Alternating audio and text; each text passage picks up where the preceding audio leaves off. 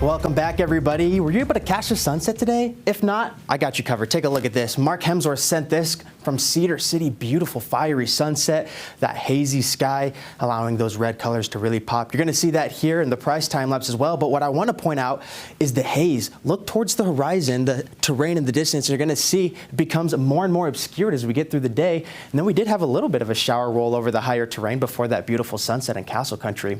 All right, let's talk about that smoke. That smoke is coming from the Dragon Bravo fire down in Arizona. We have a southerly flow, and it's riding all the way up into eastern Utah. Southeast Utah has been really impacted today. Castle Country as well, like you saw in that time lapse. And then as we get into tomorrow, it's going to push further north, and by right around lunchtime, we'll see it up here in northern Utah as well, from the Uintas Basin all the way through the Wasatch Front and the West Desert. Cache Valley expected to be impacted as well.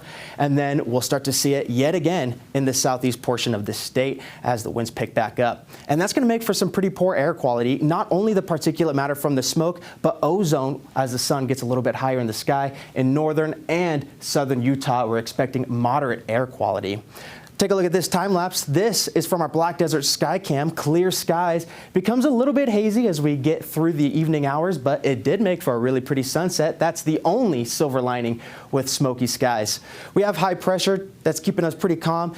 Now, as we zoom in and put this into motion, you're going to see we've had a pretty quiet day, except for that little storm towards Castle Country. You see that on our radar right there. Just a little tiny drizzle, nothing too significant.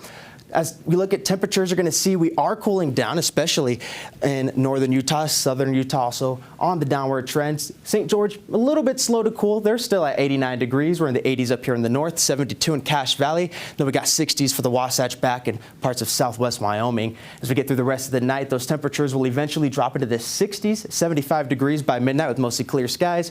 As we get into the early morning hours, we'll have a low of 69 degrees. And then we get an uptick in moisture as the sun starts to come up with partly cloudy skies and temperatures at 81 degrees by 10 o'clock in the morning.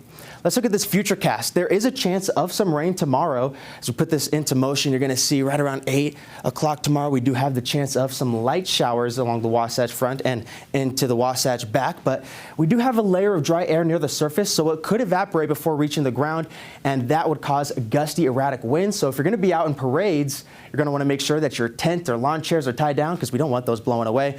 And then as we see the daytime heating at extra lift, we do get a couple extra storms bubbling up towards southwest Wyoming, the Uintas in southern Idaho before it clears on out, and we do have a dry pattern after that. Our upper level futurecast shows us the big picture here. We do have that chance tomorrow thanks to a low pressure system throwing a little bit of moisture our way. And then as the high pressure system and the low pressure system get closer together, it's going to increase that gradient, and we're going to see the winds really start to pick up, and that's going to bring an elevated fire threat Friday all the way through the weekend as we have those breezy conditions holding on. All right, let's take a look at the regional forecast for tomorrow. We expect temperatures just a couple degrees warmer than they are today. Partly cloudy in the north, clear in the south. As for tomorrow, we're looking at temperatures warming up into the 90s by the afternoon, both in southern and northern Utah.